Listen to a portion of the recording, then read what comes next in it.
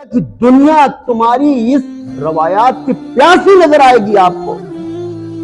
دنیا کے تمام لوگ دنیا کو عدل نہیں دے سکتے, انصاف نہیں دے سکتے, اور اگر کہیں مل سکتا ہے تو اسلام کی روایات میں عدل ملے گا, امن ان کو اسلام کی روایات میں ملے گا, چین ان کو اسلام کی روایات میں ملے گا, سکون ہے اسلام کی روایات. بتایا تھا کہ علامہ اقبال اس سلسلے میں کیا کہتے ہیں کہ تمام دنیا کی ریسرچ, تمام دنیا کا علم ہے, تمام کے تمام علوم و فنون کو اکٹھا کر دیا جائے, لیکن اگر اس علوم اور فنون کا جاننے والا اپنے خالق و مالک کو پہچان نہ سکا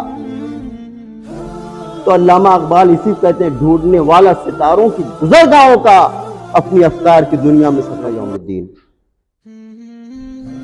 تمام تر تعریف اللہ تعالیٰ کے لیے.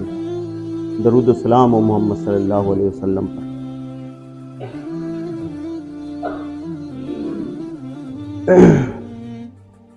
معزز سامعین کرام, حالات کہ جن چیزوں کو ہم ٹچ کرتے ہیں, چاہے وہ دور حاضر سے ہوں یا سابقہ کسی روایات سے ہوں, اس کے پیچھے اسلام کا کیا رد عمل ہے, اسلام کن دشاؤں کو دکھاتا ہے, ہماری کیا رہنمائی کرتا ہے, یہ اصل مقصود ہوتا ہے. اور اس جمعہ میں آپ بالخصوص دیکھیں گے کہ دور حاضر کی بہت ساری روایات کو لے کر اس کو اسلام کے آئینے میں دیکھنے کی کوشش کی جاتی ہے, لیکن عموماً ہوتا کیا ہے کہ جب ہمارے ائمہ ان منبروں اور مساجد کے محرابوں سے خطاب کرتے ہیں تو ان کو ایسا لگتا ہے کہ اس دھرتی اور اس زمین سے اس کا کوئی تعلق نہیں. یہ ہمارے درمیان ایک عجیب و غریب روایت چل پڑی, اس کو بدلنے کی ضرورت, اور سماج میں جو کرنٹ ٹاپک ہے اس کو لے کر ہمارے ائمہ کو بتانے کی ضرورت. جب جمعہ کے موضوع پر میں خطبات تیار کر رہا تھا تو کئی ایک مضامین نے میرے ذہن میں نفوذ کیا, جگہ بنائی, لیکن ان تمام کے تمام ایشوز پر گفتگو کرنا مناسب نہیں. ان میں ایک یہ بھی ہے کہ دور حاضر میں سوال ابھرتے ہیں, لوگ پوچھتے ہیں کہ یہ کافر کی اصطلاح کیا ہے, مشرک کسے کہتے ہیں, اور اس سے ہمارے برادران وطن کو تکالیف کیسے ہوتی ہے, اس کا اطلاق کیا ہوتا ہے. یہ ایک موضوع ہے. اسی طریقے سے آپ دیکھیں کہ جو ہماری اصطلاحات ہیں, ہم جب اس کو خطبہ جمعہ میں بولتے ہیں یا تقریر کے درمیان گفتگو کرتے ہیں تو ایسا لگتا ہے کہ بعض لوگوں کے صرف کے اوپر سے وہ الفاظ, وہ جملے گزر جاتے ہیں. کیوں؟ اس لیے کہ ہم خود اپنے الفاظ سے, خود اپنی اصطلاحات سے, ٹرمنالوجی سے نہ واقف ہوتے چلے جا رہے ہیں. خود ہمارے بچے ابھی پوچھا جائے ان سے کہ فقہ کسے کہتے ہیں تو ہم میں سے بہت سے لوگ اس کو بتا نہیں, اجتہاد کسے کہتے ہیں بتا نہیں پائیں گے. یہ ٹاپک بھی ہمارے ذہنوں میں. اور خود آپ دیکھیں کہ کرکٹ کے میدان میں بھوشواڑیاں ہو رہی ہیں, اور پھر ان بھوشواڑیوں کا انجام کیا ہوا. میں اس پر فوکس نہیں کرنا چاہتا ہوں, میں اس پر فوکس کرنا چاہتا ہوں کہ ان بھوشواڑیوں کو لے کر علمی حلقے کے اوپر, علمی دنیا کے اوپر کیا اثرات مرتب ہوں گے جو تعلیم یافتہ لوگ ہیں.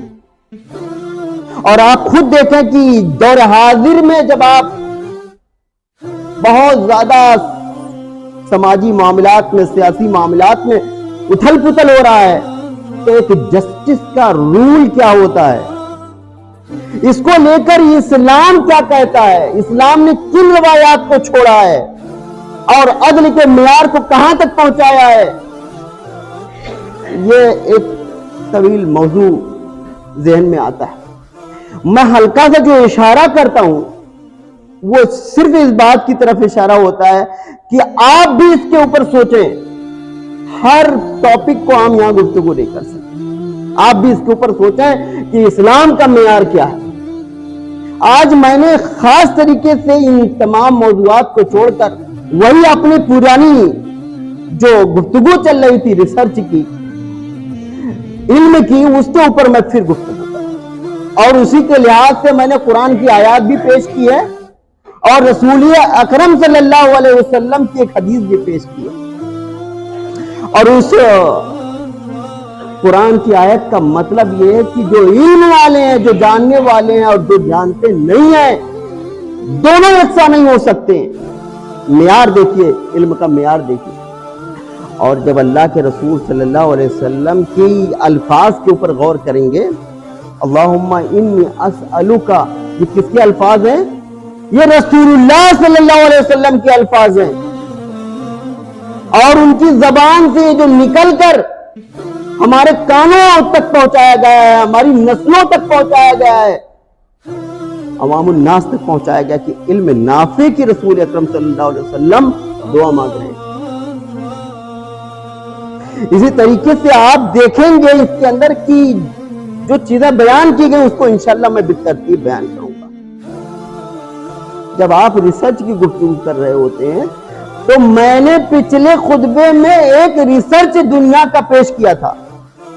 دنیا کا ایک ریسرچ پیش کیا تھا جس کی روایات کس نے ڈالی تھی؟ ابن الحزم نے ڈالی تھی.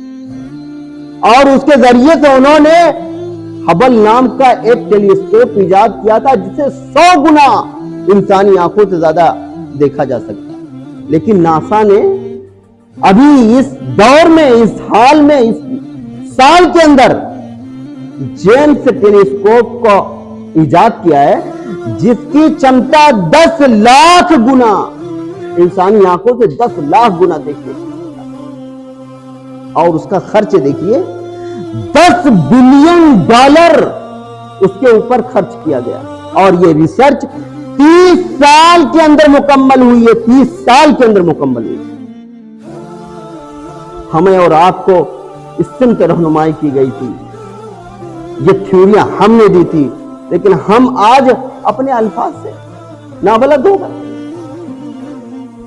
ہم نے اس کا تذکرہ کرتے ہوئے بتایا تھا کہ علامہ اقبال اس سلسلے میں کیا کہتے ہیں کہ تمام دنیا کی ریسرچ، تمام دنیا کا علم، تمام کے تمام علوم و فنون کو اکٹھا کر دیا جائے، لیکن اگر اس علوم اور فنون کا جاننے والا اپنے خالق و مالک کو پہچان نہ سکا تو علامہ اقبال اسی کہتے ہیں ڈھونڈنے والا ستاروں کی گزرگاہوں کا اپنی افکار کی دنیا میں سفر کرنا. یعنی ان کی افکار نہ تمام ہے نہ مکمل ہے. آخرت کا یہ جو تصور ہے ہمارے یہاں بہت زیادہ بیان کیا گیا ہے. اور آخرت کا صحیح پیغام آخرت کا جاننے والا ہی دے سکتا ہے. آخرت کا صحیح پیغام آخرت کا جاننے والا ہی دے سکتا ہے. اس لیے قرآن ضروری ہے کہ ہماری اس دشا میں رہنمائی کرے. قرآن کے اوپر ہم غور و فکر کریں، قرآن سے رہنمائی طلب کریں، کیونکہ موجودہ دنیا یہ اس بات کی طرف اشارہ نہیں کرتی ہے، یہ نہیں بتاتی کہ یہ جو روح ہے، یہ آتما، اس کا سفر کیا ہے. یہ کبھی نہیں بتا سکتی، یہ قرآن ہی بتائے گا. اس لیے اس دنیا سے اوپر اٹھ کر قرآن گفتگو کرتا ہے. اور دنیا کے اندر اتنا بہترین پیغام کسی قوم کے پاس نہیں ہے. یہ آپ ہے جس کے پاس یہ پیغام موجود ہے. اور رسول اکرم صلی اللہ علیہ وسلم کی حدیث کا جو متن ہے، جو گفتگو ہے، آج میں اس کے اوپر گفتگو. رسول اکرم صلی اللہ علیہ وسلم نے یہ جو علم نافع کی گفتگو کی ہے، علم نافع کی جب رسول اکرم صلی اللہ علیہ وسلم نے گفتگو کی ہے تو اس کا مطلب یہ نہیں ہے کہ اس علم سے خود میری ذات کو ہی فائدہ پہنچے، میری اپنی ذات ہی کو خالی فائدہ پہنچے. یہ رسول اکرم صلی اللہ علیہ وسلم نے نہیں. پہنچے گا لیکن صرف آپ کی ذات. اور اللہ کے رسول صلی اللہ علیہ وسلم نے یہ نہیں فرمایا ہے کہ اس علم نافع سے عرب کی سرزمین کو، میرے خاندان والوں کو، میں جس زمین پہ پیدا ہوں اس کو فائدہ پہنچے گا۔ علم نافع کے اثرات کو عرب کی سرزمین پر نہیں سمیٹا رسول اکرم صلی اللہ علیہ وسلم، اور علم نافع کو رسول اکرم صلی اللہ علیہ وسلم نے مسلمانوں کے دائرے تک بھی نہیں سمیٹا۔ اس دعا کے اندر آپ دیکھیں گے کہ رسول اکرم صلی اللہ علیہ وسلم نے یہ نہیں کبھی کہا ہے کہ یہ علم نافع ہوگا تو صرف مسلمانوں کے لیے ہوگا، علم نافع ہوگا تو میرے خاندان والوں کے لیے ہوگا، علم نافع ہوگا تو عرب والوں کے لیے ہوگا، یہ نہیں رسول اکرم صلی اللہ علیہ وسلم۔ اس کا مطلب کیا ہے؟ علم نافع ہوگا یعنی فائدہ پہنچانے والا ہوگا تو دنیا کے ہر ایک شخص کے لیے ہوگا، ہر ایک فرد کے لیے ہوگا، ہر ذی روح کے لیے ہوگا۔ علم نافع وہ ہوگا کہ دنیا میں آپ کو یہ دعائیں سکھائی گئی ہیں، اس دعا کے جتنے ڈیپ میں آپ جائیں گے، گہرائیوں میں جائیں گے، علم کی دنیا اتنی وسیع ہوتی چلی جائے گی، اس کی فیلڈ وسیع ہوتی چلی جائے گی۔ آپ دیکھیں اس دعا کے الفاظ یہاں ختم نہیں ہوئے، اس کے بعد رسول اکرم صلی اللہ علیہ وسلم نے کیا فرمایا؟ رزقاً واسعا، اور رزقاً طیبہ بعض جگہوں پہ استعمال کیا گیا ہے، یعنی جب آپ کے پاس ایجوکیشن آئے گی تو ایجوکیشن کو اسپریڈ کرنے کے لیے، اسپریڈ کرنے کے ساتھ ساتھ عوام الناس تک اس کو پہنچانے کے لیے، گھر گھر روشنی کو جلانے کے لیے آپ کو وسائل کی ضرورت ہوگی، آپ کو رزق کی ضرورت ہوگی۔ اسی لیے رسول اکرم صلی اللہ علیہ وسلم کے اس الفاظ میں، اس دعا میں رزق کے واسطے کا لفظ استعمال کیا گیا۔ آپ ریسرچ کی دنیا میں دیکھیں نا، جس کا میں نے ابھی ہلکا سا تذکرہ کیا، $10 بلین غیر مسلمین نے جیمز ٹیلیسکوپ پر خرچ کیا ہے، اور ہماری اپنی دنیا جس میں ہمیں اور آپ کو ذمہ داری سونپی گئی تھی، ان کا کیا؟ عرب کی بہت سارے واقعات میں نے بتائے تھے۔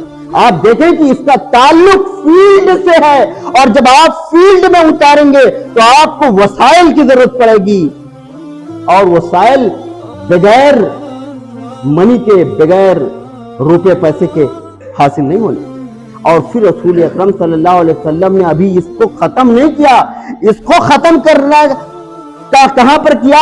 عملا متقبلا، ایسا عمل اس کے ذریعے سے انجام پائے جو دنیا کے اندر مقبول ہو، آخرت کے اندر مقبول ہو۔ عملا متقبلا، اللہ کے رسول صلی اللہ علیہ وسلم کے الفاظوں کو یاد کیجئے، اپنی نسلوں کو پہنچائیے، ان روایتوں کو بتائیے جو میں آپ کے سامنے بیان کر رہا ہوں۔ لیکن اس کے برخلاف آپ جب دنیا کے اوپر طائرانہ نگاہ ڈالتے ہیں تو آپ دیکھتے ہیں کہ دنیا میں جو تعلیم کا حصول ہوا ہے وہ کیسے ہوا ہے؟ اس کے 3 فیکٹر بتائے گئے ہیں، تین لوگوں میں ایجوکیشن کے حصول کا جو مقصد بتایا ہے۔ نمبر 1، اس میں مال کا حصول ذاتی طور پر، انڈیویجول طور پر میں آپ کو بتا رہا ہوں، اور جب وہ تعلیم گاہوں میں اپنے بچوں کو بھیجتے ہیں تو کیسے بھیجتے ہیں؟ بیٹا تمہارے اوپر ہم نے اتنے لاکھ روپے خرچ کیے، جس دن تم ڈگریاں لے کر آؤ گے نا، اس دن میں اپنی شان و شوکت کے دروازے کھولوں گا، سیلری سے تمہاری بتاؤں گا کہ دنیا کیا ہوتی ہے، بنگلے کیا ہوتے ہیں، گاڑیاں کیا ہوتے ہیں۔ یہ مطمح نظر نہیں ہوتا ہے کہ اس علم کے ذریعے سے ہم دنیا کو فائدہ پہنچائیں، اور اس علم کے ذریعے سے ہم ایک اچھے انسان بن جائیں۔ ہمارے اور آپ کے اندر بھی یہ کمیاں موجود ہیں، یہ کمیاں انسان کو کہاں لے جاتی ہیں؟ انسان کو، اس طالب علم کو جانور بنا دیتی ہیں۔ اور آپ دیکھتے ہوں گے کہ جب ان کی وہ مقصد پورا نہیں ہوتا، جب ان کا یہ مقصد پورا نہیں ہوتا ہے تو اس مقصد کے حصول کے لیے بڑے بڑے ڈاکٹر آپ کو بلیک میل کرتے ہیں۔ آپ کسی بھی ملک کے کسی بھی پرائیویٹ اسپتال میں چلے جائیں تو پتا چلا کہ جو پیکج بتائے جاتے ہیں اس پیکج سے کئی گنا بڑھا کر آپ سے وصول کر لیا جاتا ہے۔ اور بعض مرتبہ ان نون پرسن جو ہاسپٹل کے اندر ہاسپٹلائز جو ہوتے ہیں، ان کو بتا کر ان کے گردے کاٹ لیے جاتے ہیں، بیچ دیے جاتے ہیں۔ اور صرف یہی نہیں، جب انسان اس کو مقصد حصول بنا لیتا ہے تو پھر وہ انسان جانور کے معیار سے بھی پڑھ لکھ کر گر جاتا ہے، اور بہت ساری ایسی مثالیں آپ کو ملیں گی۔ لیکن اسلام اس کا مقصد یہ بتاتا ہے کہ نافع ہو اور کیا ہو، اللہ تعالیٰ کے یہاں یہ مقبول عمل بنے۔ اسی طریقے سے آپ دیکھیں کہ اس کا جو حصول ہوتا ہے، جو بڑی بڑی چیزوں کے اوپر وسائل اور کنٹرول حاصل کیا جاتا ہے، تو اس میں ایک یہ ہوتا ہے کہ ہم کارپوریٹ میڈیا کو آپ دیکھتے ہیں، کارپوریٹ لوگوں کو دیکھتے ہیں کہ بڑی بڑی منڈیوں کے اوپر ان کا قبضہ ہوتا چلا جا رہا ہے۔ بڑی بڑی منڈیوں کے یہ وسائل کو کنٹرول کرتے ہیں کارپوریٹ لوگ۔ اور آپ دیکھتے ہیں کہ اسی ملک کے اندر کہ ایک لڑکی اپنے ماں کے گود میں بھات بھات کہتے ہوئے مر گئی۔ اسی ملک کی گفتگو کر رہا ہوں۔ اور اسی ملک کے اندر کارپوریٹ میڈیا جب یا افراد اور وسائل تو جب اختیارات حاصل کر لیتے ہیں تو اپنی اپنی بچیوں کی شادیوں میں 7,000 کروڑ روپے خرچ کرتے ہیں۔ یہ آپ کے اپنے ملک کے لیے 7,000 کروڑ، جس ملک میں لوگ بھوک سے مر رہے ہیں۔ اور پھر یہی نہیں، آپ اس دنیا سے باہر بھی نکل سکتے ہیں۔ آپ دیکھ سکتے ہیں کہ ایک فوٹوگرافر ہے کیون کارٹر، آپ نے اس کے بارے میں نام سنا ہوگا۔ ایک گدھ کی تصویر ایک بچی کے سامنے موجود ہے، اور جب وہ کارٹر جو ہے اس تصویر کو لے کر گیا تو دنیا میں بڑا اس کا نام ہوا۔ اور یہ نیو یارک میں 1993 میں 26 مارچ کو اس کے اوپر اس کو ایوارڈ بھی ملے۔ اور جب اس کا انٹرویو لیا جا رہا تھا تو پوچھا گیا کہ بڑی نادر تصویر ہے، یہ کیا ہے؟ کہا بولا یہ بچی اپنی جھوپڑی میں اکیلی تھی اور ماں باپ اس کی رزق کی تلاش میں گئے ہوئے تھے باہر، اور وہ گدھ اس بچی کے مرنے کا انتظار کر رہا تھا کہ جب یہ مر جائے گی تو میں اس کا گوشت ہے۔ انٹرویو کے درمیان کسی نے کہا اس سے کہ وہاں پر ایک گدھ نہیں تھا، وہاں پر 2 گدھ موجود تھے۔ اس کے اوپر اتنا زبردست صدمہ ہوا کہ اس نے چند ماہ میں اپنے آپ کو خودکشی کر لی۔ الفاظ اس کو برداشت نہیں۔ یہ سوڈان کا واقعہ ہے، اور اس پر کارپوریٹ وسائل کو کنٹرول کرنے والے دنیا کو فائدہ پہنچانے کے بجائے اپنی سیاست کو چمکانے کے لیے دنیا کو بھکمری لانچ کر دیتے ہیں، امپوز کر دیتے ہیں، اور دنیا کے اندر یہ حالات اور سچویشن پیدا ہو۔ اور خود آپ اس ملک کے اندر دیکھیں کہ ایک انسان ہے جس کی بیوی اسپتال میں دم توڑ دیتی ہے اور اس کے پاس اتنے پیسے نہیں ہوتے کہ ایمبولینس کے ذریعے سے اپنے گھر کو لے جائے، کندھے پر لاد کر اپنی بیوی کو اپنی بچی کو لے کر کئی کلومیٹر تک سفر کرتا ہے، اور پھر اپنے گاؤں میں لے جا کر اس کو پتیوں کے درمیان جلا کر اس کو خاک میں، یہ جہاں پر 7,000 کروڑ اپنی بچی کے اوپر خرچ ہو رہا ہے۔ وسائل کو کنٹرول کر کے کس طرح لوگ عیاشیاں کرتے ہیں۔ اور پھر اسی طریقے سے ایک اور مثال جو سیاسی دنیا کی مثال ہے، سیاسی دنیا محض اس لیے اس کے اوپر ریسرچ کرتی ہے کہ دنیا کو ہم اپنے قدموں میں لانے کے لیے مجبور کرتے ہیں۔ یہ 3 شکلیں میں نے آپ کو علم کے تعلق سے بتائی تھی، اور ان کو سامنے رکھ کر رسول اکرم صلی اللہ علیہ وسلم کی اس دعا کو یاد کیجئے، اللہم انی اسألک علما نافعا ورزقا واسعا وعملا متقبلا۔ یہ 3 چیزیں آپ کو لگے گا کہ واقعی اگر دور حاضر میں کوئی صحیح رہنمائی کر سکتا ہے اور کئی دنیا کے اندر صحیح دشائیں دکھا سکتا ہے تو وہ صرف اور صرف اسلام ہے، اور صرف قرآن کی تعلیمات ہے، رسول اکرم صلی اللہ علیہ وسلم کا پیغام ہے۔ آپ اس کو دور حاضر کی نگاہوں میں اپنے تعلیمات کو، اپنے روایات کو اتار کر دیکھیں گے تو پتہ یہ چلے گا کہ دنیا تمہاری اس روایات کی پیاسی نظر آئے گی آپ کو.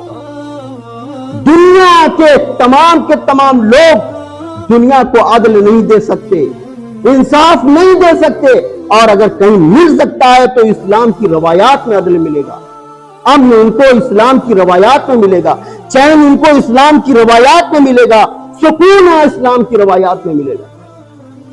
لیکن آپ اپنی روایات کو سمجھیے, غور کیجئے, اپنائیے, اور پھر اس کے اوپر جب دل ٹھک جائے تو پھر لوگوں تک اس کو پہنچائیے.